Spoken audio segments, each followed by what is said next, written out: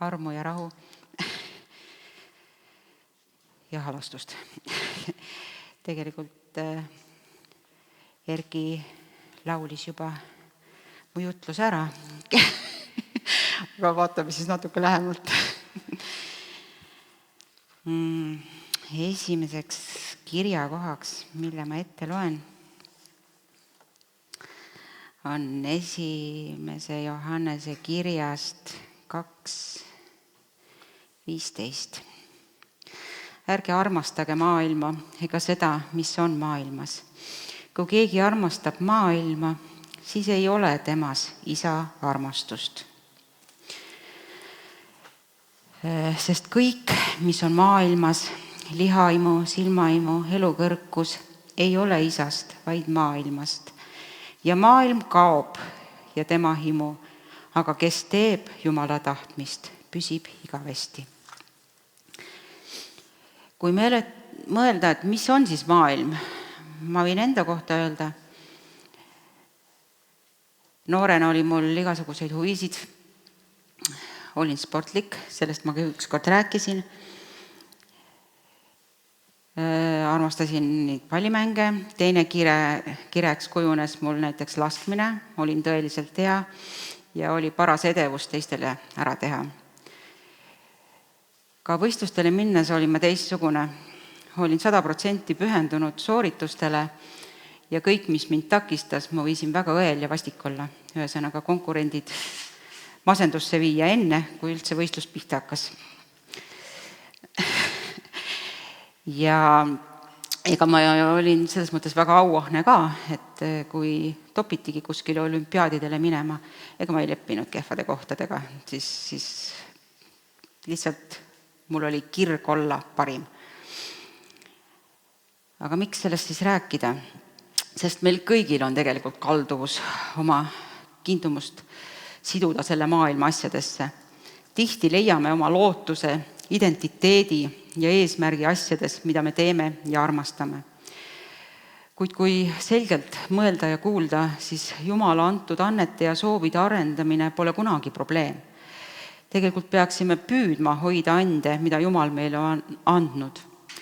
Probleem tekib siis, kui me seome oma kiindumuse selle maailma asjadesse ilma igasuguse seoseta Jumalaga või tema hauhiilgusega.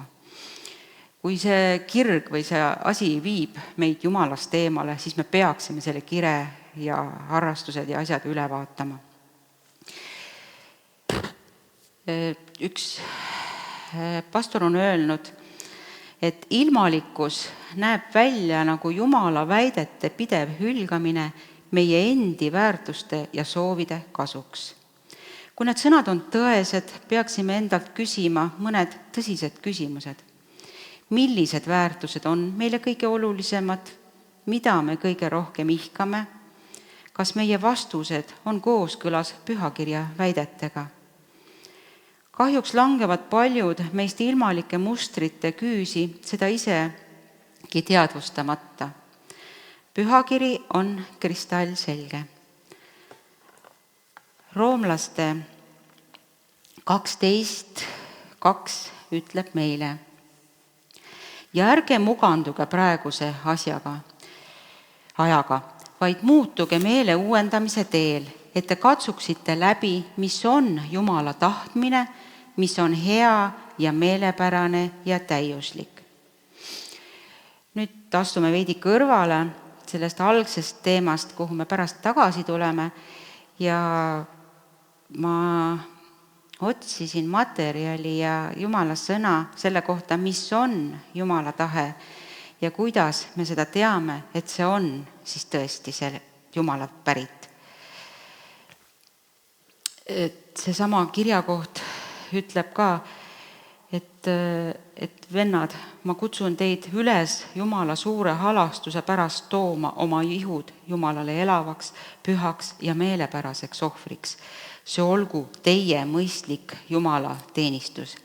Ja siis uuesti oma meele uuendamise teel, millest meile ka lauldi just. Ja kui keskenduda teise salmi viimasele osale, nimelt uuendatud meele eesmärgile, et ärge muganduge selle maailmaga, vaid muutuge teiseks oma meele uuendamise teel, siis tulebki eesmärk, et te katsuksite läbi, mis on Jumala tahtmine, mis on hea ja meelepärane ja täiuslik. Piiblis on terminil Jumala tahe 2 selget ja väga erinevat tähendust. Tegelikult on nende 2 Jumala tahte tähenduse erinevuse tundmine ülioluline, et mõista üht Piibli suurimat ja hämmastavat asja.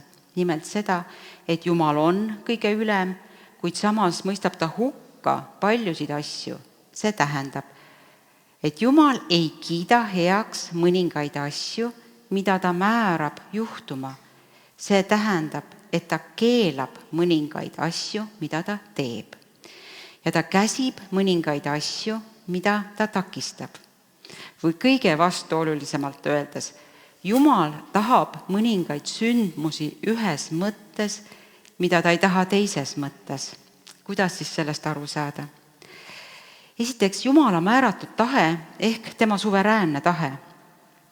Vaatame pühakirja lõike, mis panevad meid niimoodi mõtlema, mis siis kirjeldavad Jumala tahet kui tema suveräänset kontrolli kõige üle, mis sünnib. Üks selgemaid näiteid on see, kuidas Jeesus rääkis Jumala tahtest Getsemanis palvetades. Mattuse 26:39 ütles ta: mu isa, kui on võimalik, siis möödugu see karikas minust. Ometi mitte nõnda, nagu mina tahan, vaid nõnda, nagu sina tahad. Millele selles salmis Jumala tahe viitab? See viitab Jumala suveräänsele plaanile, mis saab teoks tulevastel tundidel. Kogu inimelu eesmärk Jumala silmis on see, et Kristus saaks paistma sama väärtuslikuna, nagu ta on. Mäletate, kuidas apostlite tegude 4:27-28 ütleb: tõesti, selles linnas kogunesid sinu püha sulase Jeesuse vastu, kelle sa oled võidnud, nii Herodes kui ka Pontius Pilatos koos paganate ja Iisraeli rahvaga, et teha seda, mida sinu käsi ja nõu oli ette määratud sündima. Seega oli Jumala tahtmine, et Jeesus sureks. See oli tema plaan, tema otsus. Seda ei saanud muuta ja Jeesus kummardas ning ütles: see on minu palve, aga sina tee, mis on parim teha. See on Jumala suveräänne tahe. Ja me ei tohi unustada väga olulist punkti, et see hõlmab ka inimeste patte. Herodes, Pilatus, sõdurid, juudi juhid, nad kõik patustasid, täites Jumala tahet, et tema poeg risti löödaks. Seega selles osas saame olla väga selged. Jumal tahab, et sünniksid mõned asjad, mida ta samas vihkab. Ja üks näide veel Peetruse esimesest kirjast. Peetruse 3:17 ütleb: parem on kannatada hea tegemise pärast, kui see peaks olema Jumala tahtmine, kui et teha kurja. Teisisõnu, see võib olla Jumala tahe, et kristlased kannataksid hea tegemise pärast. Siin peab Peetrus silmas tagakiusamist, kuid kristlaste tagakiusamine, kes seda ei vääri, on patt. Seega tahab Jumal jällegi mõnikord, et toimuksid sündmused, mis hõlmavad pattu. Parem on kannatada hea tegemise pärast, kui see peaks olema Jumala tahe. Jumala tahe on Jumala suveräänne juhtimine kõige üle, mis sünnib. Ja Piiblis on palju teisi lõike, mis õpetavad, et Jumala ettehooldus kogu maailma ehk universumi üle ulatub looduse ja inimlike otsuste väiksemate detailideni. Matteuse 10:29 ütleb ta, et isegi ükski varblane ei kuku maa peale, kui meie isa taevas seda ei tea. Õpetussõnad ütlevad, liis heidetakse sülle, aga iga otsus on issandalt. Õpetussõnad ütlevad ka, südamekavatsused on inimese päralt, aga keele vastus on issandalt. Ja õpetussõnad 21:1 ütleb veel, et kuninga süda on nagu veeoja issanda käes, ta pöörab seda, kuhu tahab. See on Jumala tahte esimene tähendus. See on Jumala suveräänne kontroll kõige üle. Me nimetame seda suveräänseks tahteks või tema otsuse tahteks. Seda ei saa murda, see läheb alati täide. Ja ta otsib inimesed, kes viivad selle alati ellu. Ta teeb oma tahtmise järgi taevavägede ja maaelanike seas ja ükski ei saa peatada tema kätt ega öelda temale, mida sa oled teinud. See on kirjas Danieli 4. Aga teine tahe on siis Jumala käsutahe. Teine tähendus sõnale Jumala tahe piiblis on see, mida me võime nimetada käsutahteks. Tema tahe on see, mida ta käsib meil teha. See on Jumala tahe, millele me võime kuuletuda ja mida ei saa täita, käsutahet me täidame, olenemata sellest, kas me sellesse usume või mitte. Käsutahet me võime mitte täita. Näiteks ütles Jeesus, mitte igaüks, kes minule ütleb, issand, issand, ei saa taevariiki, vaid see, kes teeb mu isa tahtmist, kes on taevas. See on Matteuse 7:21. Mitte kõik ei tee tema isa tahtmist. Ta ütleb nii, mitte kõik ei saa taevariiki. Miks ta seda ütleb? Sest mitte kõik ei tee Jumala tahtmist. Paulus ütleb Thessaloniklaste 4:3, et see on Jumala tahtmine, teie pühitsus, et te hoiduksite hoorusest. Siin on meil väga konkreetne näide sellest, mida Jumal meile käsib. Pühadus, pühitsus, seksuaalne puhtus. See on tema käsu tahe. Aga kui paljud ei kuuletu sellele? Ja samas ütleb Paulus Thessaloniklaste 5:18, tänage kõige eest, sest see on Jumala tahtmine teie suhtes Kristuses Jeesuses. Jällegi on tema käsutahtes konkreetne aspekt, tänage kõige eest, aga paljud me ei täida seda Jumala tahet. Jumal tahab, et mõned asjad sünniksid, mida ta vihkab. Veel üks näide. 1. Johannese 2:17 ütleb, ja maailm kaob koos oma himudega, aga kes teeb Jumala tahtmist, see püsib igavesti. Mis see ütleb? Kõik ei püsi igavesti. Mõned teevad Jumala tahtmist, mõned mitte. Mis vahe on? Mõned täidavad Jumala tahet, mõned mitte. Jumala tahe selles mõttes ei täitu alati. Seega saab järeldada nendest ja paljudest teistest piiblilõikudest, et Jumala tahtest saab rääkida kahel viisil. Mõlemad on tõesed ja mõlemaid on oluline mõista ja uskuda. Ühte või nimetada Jumala tahteavalduseks ehk tema suveräänseks tahteks ja teist võime nimetada Jumala käsuavalduseks. Tema tahteavaldust täidetakse alati, olenemata sellest, kas me usume sellesse või mitte. Tema käsuavaldust saab murda ja kahjuks me teeme seda tihti ka meie. Nende tõdede hinnalisus tuleb sellest, et ühelt poolt me vajame kinnitust, et Jumal kontrollib olukorda ja seetõttu suudab ta kogu minu valu ja kaotuse minu enda ja kõigi tema armastajate hüvanguks lahendada. Teiselt poolt me peame teadma, et Jumal tunneb meiega kaasa ega tunne rõõmu patust ega valust iseenesest. Need kaks vajadust vastavad Jumala tahtele ja tema käsule. Näiteks, kui keegi on rängalt kannatanud ja teie seast ja siis küsitakse, et kas te arvate, et see oli Jumala tahe, on meil võimalus nüüd piibellikult seletust leida ja anda vastus, mis ei ole piibliga vastuolus. Me võime öelda, ei, see ei olnud Jumala tahe, sest ta käsib inimestel olla mitte vägivaldsed, vaid armastada üksteist. Väärkohtlemine rikkus tema käsku ja liigutus seetõttu tema südant viha ja kurbusega. See on Markuse 3. kirjas. Aga samas teises mõttes jah, see oli Jumala tahe, tema suveräänne tahe, sest on 100 võimalust, kuidas ta oleks saanud selle peatada. Aga põhjustel, mida me veel täielikult ei mõista, ei teinud ta seda.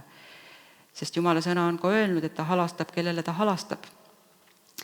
Ja neile kahele tahtele vastavad kaks asja, mida me selles olukorras vajame. Üks on Jumal, kes on piisavalt tugev ja suveräänne, et pöörata see heaks, ja teine on Jumal, kes suudab sulle kaasa tunda. Ühelt poolt on Kristus suveräänne kõrge kuningas ja miski juhtu siin ilma tema tahteta. Teiselt poolt on Kristus halastav ülempreester ja ta tunneb kaasa meie nõrkustele ja valule. Püha vaim võidab meid ja meie patud, kui ta tahab. Ja roomlastes kirjas ütleb, et ta laseb kustutada, kurvastada ja vihastada, kui ta tahab. Ja Thessaloniklaste kirjas ütleb ta veel, et tema suveräänne tahe on võitmatu ja tema käsutahe võib olla rängalt murtud. Me vajame mõlemat tõde, mõlemat aru saama Jumala tahtest, mitte ainult selleks, et piiblist aru saada, vaid ka selleks, et kannatustest Jumalast kõvasti kinni hoida. Aga millist tahet roomlaste 12.2 siis silmas peetakse? et ärge muganduge selle maailmaga, vaid muutuge oma meele uuendamise teel. Et te katsuksite läbi, mis on Jumala tahtmine, mis on hea ja meelepärane ja täiuslik. Vastus on kindlasti see, et Paulus viitab Jumala käsutahtele. Põhjuseks üks on see, et Jumal ei kavatse, et me teaksime suuremat osa tema suveräänsest tahtest ette. Varjatud asjad kuuluvad Issandale, meie Jumalale, aga ilmutatud asjad kuuluvad meile. See on 5. Mooses 29. Kui sa tahad teada kogu aeg Jumala tahte tulevasi üksikasju, siis sa ei taha uuendatud meelt, sa tahad kristallkuuli. Seda ei nimetata muutumiseks ja seda ei nimetata kuulekuseks. Seda nimetatakse ennustamiseks, tuleviku ennustamiseks. Seega tuleviku teada tahtes teed sa veel ühe patu ehk nõiduse patu. Teine põhjus, miks ma ütlen, et Jumala tahe on Roomlaste 12.2 on Jumala käsutahe, mitte tema suveräänne tahe, on see, et fraas katsudes võid aru saada viitab sellele, et me peaksime Jumala tahte heaks kiitma ja seejärel seda kuulekalt täitma. Tegelikult ei tohiks me aga pattu heaks kiita ega teha seda, kuigi see on osa Jumala suveräänsest tahtest. Pauluse mõte roomlastele on peaaegu täpselt ümber sõnastatud Heebrealaste 5.14, kus öeldakse, tahkeroog on täisealistele, kelle eristusvõime on harjutatud, harjutamisega eristama head kurjast. See ongi selle salmi eesmärk, mitte Jumala salajase tahte välja selgitamine, mida ta kavatseb teha, vaid Jumala ilmutatud tahte eristamine, mida me peaksime tegema. Kuidas Jumala käsutahet siis oma meeli uuendada? Esimene ja kõige tähtsam asi, mida ma olen siin juba erinevate probleemide lahenduseks alati välja toonud, on pühakirja uurimine. Jumala käsutahe on lõpliku ja otsustava autoriteediga ilmutatud ainult Piiblis. Ja me vajame uuendatud meelt, et mõista ja omaks võtta, kuidas Jumal pühakirjas käske annab. Ilma uuendatud meeleta moonutame pühakirja, et vältida selle radikaalseid käske enesesalgamise, armastuse, puhtuse ja ülima rahulolu saavutamiseks ainuüksi Kristuses. Jumala autoriteetset käsutahet leidub ainult Piiblis. Paulus ütleb, et pühakiri on inspireeritud ja teeb kristlase võimeliseks ja varustatud igaks heaks teoks. 2. Timoteuse 3.16. Mitte ainult mõneks hea teoks, igaks heaks teoks. Teine etapp on pühakirja rakendamine. Jumala käsutahte teine etapp on piibeliku tõe rakendamine uutes olukordades, mida piibel võib otseselt käsitleda või mitte.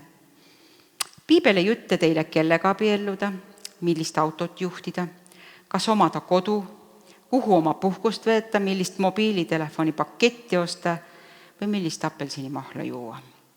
Või 1000 muud valikut, mida me igas elus peame tegema. Kristus on nii suveräänne ülemkuningas kui ka halastav ülempreester. Vajalik on tegelikult meile see, et meil oleks uuendatud meel, mis on nii kujundatud ja juhitud Jumala ilmutatud tahte poolt Piiblis, et me näeksime ja hindaksime kõiki olulisi tegureid Kristuse meelega ning eristaksime, mida Jumal meid tegema kutsub.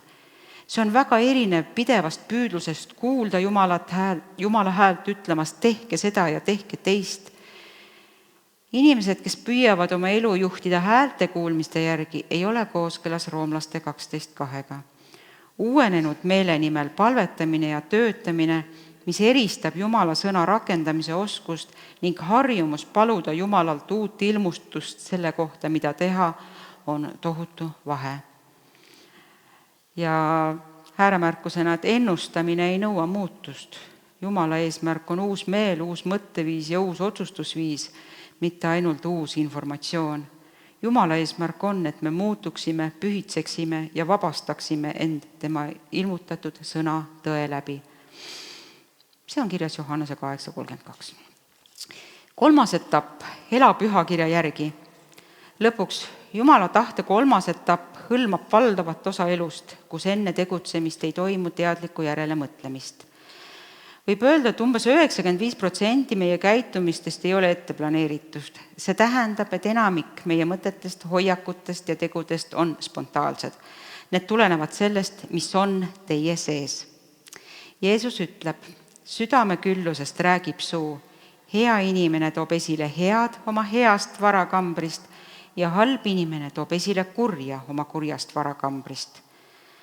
Ma ütlen teile, et inimesed annavad kohtupäeval aru igast asjatust sõnast, mida nad on rääkinud. See on Matteuse 12:34. Miks nimetada seda osa Jumala tahtest käsuks? Ühel põhjusel, sest Jumal käsib selliseid asju nagu ärge vihastuge, ärge olge uhked, ärge imustage, ärge muretsege, ärge kadestage. Ja ükski neist tegudest ei ole meil ette planeeritud.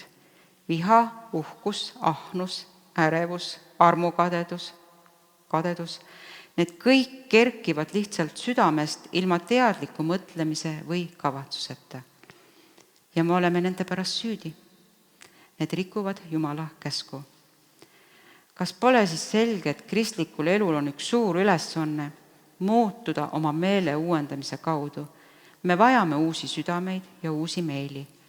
Tehke puu heaks ja ka vili on hea. See on Mattuse 12. See on suur väljakutse. Selleks kutsub Jumal meid kõiki. Me ei saa seda üksi teha. Me vajame Kristust, kes suri meie pattude eest. Ja me vajame püha vaimu, kes juhib meid Kristusesse, ainsasse tõtte ja et ta teeks meist tööd tõe omaks võtvas alandlikkuses. Alistume sellele. Sukeldume Jumala kirjutatud sõnasse, küllastage oma meel sellega ja palvetame, et Kristuse vaim teeks meid nii uueks, et kõik oleks hea, meelepärane ja täiuslik Jumala tahe. Nii, nüüd on meil meel uuendatud ja saame minna tagasi esimese osa ehk maailma armastamise juurde. Jakobuse 4:4 ütleb kohe, et te abielurikkujad, kas te ei tea, et sõprus maailmaga on vaen Jumala vastu? Seepärast igaüks, kes tahab olla maailmasõber, saab Jumala vaenlaseks. Seda ütleb pühakiri. Vaatame Johannese käsku mitte armastada maailma. Oma esimese kirja 2. peatükis annab Johannes 1 käsu ja 3 argumenti maailma mitte armastamise kohta. Käsk on salmis 15. Ärge armastage maailma ega midagi, mis on maailmas. Uues testamendis on maailma kohta kasutatud kreekakeelset sõna kosmos. See võib eri kohtades tähendada erinevaid asju. Näiteks võib maailm tähendada universumit või materiaalset maailma. See võib tähendada ka maailma inimesi nagu Johannese 3:16, kus Jumal nii väga armastas maailma. Praeguse salmi kohta ütleb üks pastor, et see sõna tähendab kurja süsteemi, mis on organiseeritud saatana võimu all. See siis on see maailm, mida me ei tohiks armastada. Apostel Johannes annab meile 3 põhjust, miks. Armastus maailma vastu on vastuolus armastusega Jumala vastu. Salmis 15 öeldakse ka, et kui keegi armastab maailma, siis ei ole temas armastust isa vastu. Need 2 asja välistavad üksteist. Me ei saa seda mõlemat teha. Paljud püüavad meist leida tasakaalu maailma ja Jumala armastuse vahel, aga see salm õpetab selgelt, et me ei saa armastada Jumalat ja maailma samaaegselt. Jakobuse 4:4 ütleb veel selgemalt, kui me saame maailmaga sõbraks, siis meist saavad Jumala vaenlased. Maailm tekitab meis isekust, ilmalikkust ja Jumala kartmatust. Salmis 16 annab Johannes meile oma teise argumendi. Ta väidab, et ilmalikkus ei ole väline probleem, vaid pigem sisemine. Ta osutab lihaimule, silmahimule ja elukõrkusele, kõigile probleemidele, mis tulevad inimeste seest. Tegelikult laenas Johannes selle õpetuse ju Jeesusest. Markuse 7:21-22 ütleb issand, sest seestpoolt inimeste südamest lähtuvad kurjad mõtted, oorus, vargus, mõrv, abielurikkumine, ahnus, pahatahtlikkus, pettus, kiimlus, kadedus, laim, ülbus ja rumalus. Kõik see lähtub seestpoolt ja rüvetab inimest. Isekus, ilmalikkus ja Jumala kartmatus on kõik südame probleemid, Need tulenevad meie seest ja panevad meid oma armastust valesse kohta suunama. Ja Johannese viimane punkt, mis on kirjas salmis 17, on ka tema parim argument. Ta ütleb, et kõik siin maailmas saab paratamatult otsa. Igal asjal on aegumiskuupäev ehk parim enne või kõlblikuni. On vahemärkuseks. Meil on tark seda hoiatust kuulda võtta. Selle asemel, et enda ainuüksi selles elus haarde või naandikute nimel kurnata, peaksime me otsima aardeid taevast, kus koi ja rooste ei riku ja kus vargad sisse ei murra ega varasta. Jeesus hoiatas meid aarde eest. Ta ütles, et seal, kus on meie aare, seal on ka meie süda.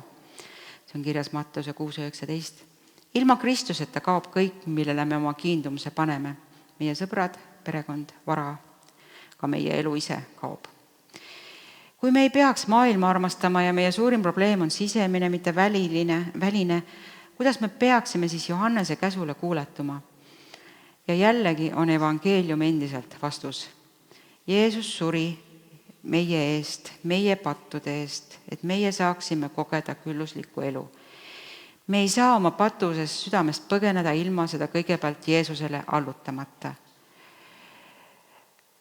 Üks pastor on kirjutanud meie probleemi ja lahenduse kohta väga paeluvad sõnad. Ta ütleb, et meile meeldib olla iseenda päästjad, meie südamed armastavad endale au luua. Seega leiame, et enesepäästmise sõnumid on äärmiselt ligitõmbavad, olgu need siis religioossed, näiteks, et pea neid reegleid ja sa teenid igavese õnnistuse, või ilmalikud, haara neist asjadest kinni ja sa koged õnnistust kohe. Evangeelium tuleb ja pöörab need kõik pea peale. Evangeelium ütleb, sa oled nii lootusetus olukorras, et vajad päästet, millega pole sinuga üldse mingit pistmist. Ja siis see ütleb, Jumal Jeesuses pakub päästet, mis annab sulle palju rohkem kui ükski vale pääste, mida su süda võib armastada, taga ajada. Kui me seome oma kiindumuse selle maailma asjadesse, veedame igaviku Jumala armastusest lahus. Kui me aga seome oma kiindumuse Jeesuse isiku ja töö külge, vedame igaviku Jumala juuresolekul, kus on meil igavesti valgus ja igavesti lootus. Ja me võime iga päev palvetada, et me kõik järgiksime apostel Johannese sõnu ja valiksime oma armastuse targalt. Aitäh!